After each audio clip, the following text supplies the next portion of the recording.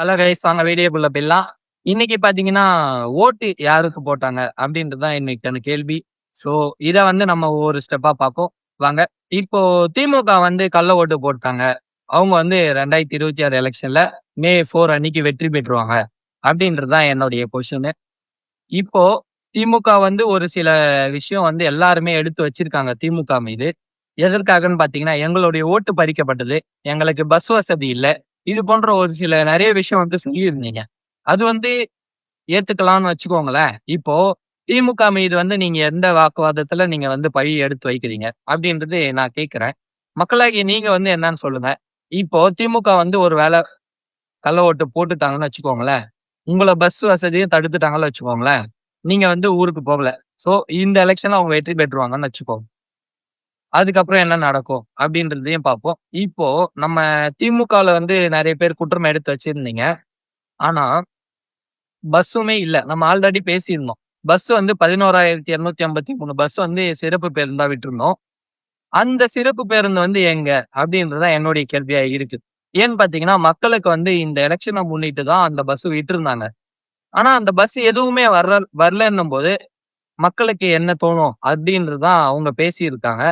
So இதுல இருந்து நெறைய விஷயம் நம்ம புரிஞ்சுகிட்டு இருக்கோம் இந்த எலக்ஷனுக்கு. இந்த எலக்ஷன்ல எப்படியாவது வெற்றி பெறணும் அப்படின்றத ஒரு சில கட்சி பண்ணியிருக்காங்களா? அப்படின்றது தான் என்னுடைய கேள்வியா இருக்கு. இதுல ஒரு சில விஷயம் நடந்திருக்கு. இப்போ மக்களுக்கு வந்து நீங்க வந்து போல. ஓவராலா தமிழ்நாட்டுல இருந்து எல்லாருமே அவங்கவங்க ஊருக்கு வந்து போயிருப்பீங்க. சிறப்பு பேருந்தும் விட்டிருந்தாங்க. ஆனா அந்த ஒரு பஸ் கூட வரல. மக்கள் நெறைய பேர் என்ன சொல்லியிருந்தாங்கன்னா, சோசியல் மீடியாவிலும் சரி, இல்ல YouTube இந்த மாரி ஒரு சில பிளாட்ஃபார்ம்ல இவ்ளோ பஸ் விடுறீங்க. பட் ஒரு பஸ் கூட வரலையே! அப்டின்றத அவங்க கேள்வி எடுத்து வச்சிருந்தாங்க. ஒரு பஸ்ஸுமே வரலன்னா, புக்கிங் பஸ் மட்டும் தான் இங்க இருக்கு. மத்த கவர்ன்மெண்ட் பஸ் எல்லாமே எங்க? அப்டின்றது. இப்போ எங்கள யாருமே நீங்க வந்து ஓட்டு போட விடாம தடுக்குறீங்களா? அப்ப எங்களுடைய ஓட்டு வந்து நாங்க என்ன பண்ண முடியும்? அப்டின்றத அவங்க கேட்டிருந்தாங்க.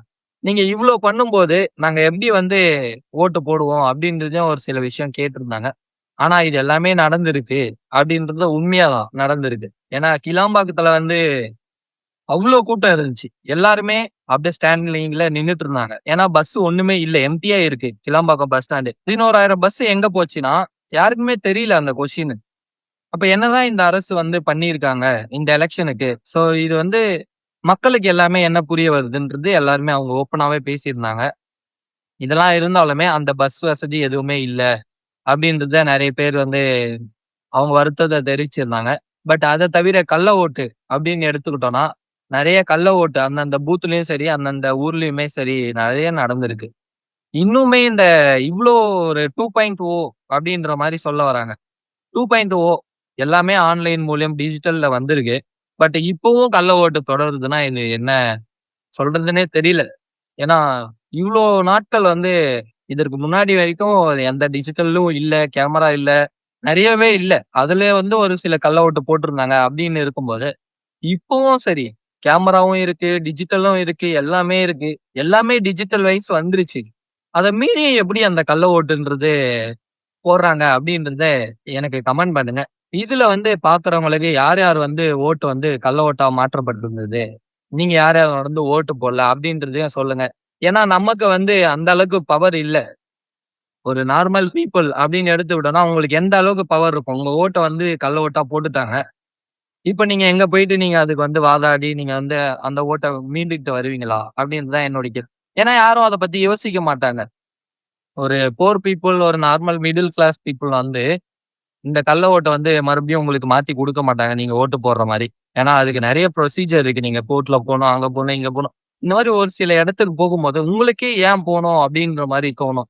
ஸோ அதனாலேயே வந்து யாருமே போக மாட்டீங்க. இத வந்து எல்லாருமே சோசியல் மீடியால ஷேர் பண்றீங்களே தவிர, அவங்க ஓட்டுக்காக யாரும் வந்து போராடல அப்படின்றது தான் என்னுடைய கருத்தா இருக்கு. நீங்க யார் யார் இந்த மாரி சோசியல் மீடியால வந்து உங்க ஓட்ட பறிக்கப்பட்டு, நீங்களுமே வீடியோ போட்டிருந்தீங்க அப்படின்றதையும் கமெண்ட் பண்ணுங்க.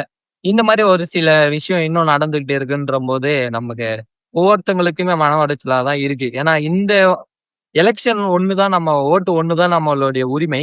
அதையுமே நம்ம பறிச்சு விட்டுருந்தாங்க. எந்த கட்சின்றது நம்ம யாருமே மென்ஷன் பண்ணக்கூடாது. ஏன்னா யாரும் யார் மேலயும் தவற எடுத்து வைக்கக்கூடாது. ஏன்னா அவங்க தான் கன்ஃபார்மா நமக்குமே தெரியாது. யாருமே யார் மீதும் வந்து குற்றம் சொல்லக்கூடாது. ஏன்னா அவங்க தான் போட்டாங்க, இவங்க தான் போட்டாங்கன்றத நம்ம எடுத்து வைக்கிறது ஒரு தவறான கருத்து.